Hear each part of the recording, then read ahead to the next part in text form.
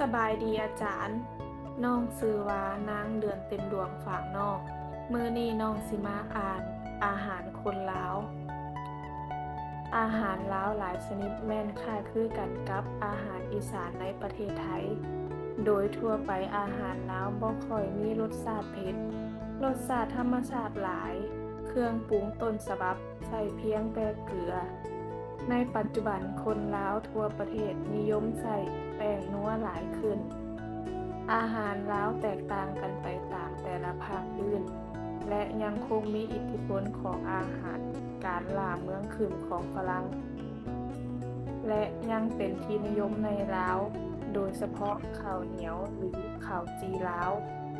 ที่เฮ็ดด้วยข้าวจีฝรั่งบรรจุข้าวมุกต่างๆเช่น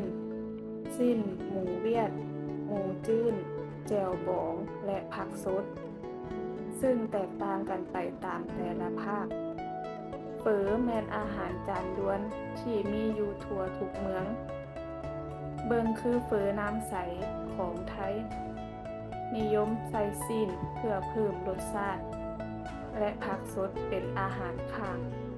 ปรุงรสด้วยน้ำมะนาวกะปิหมากเผ็ดและน้ำป่าจะแซ่บๆถ้าใส่น้ำหมากเผ็ด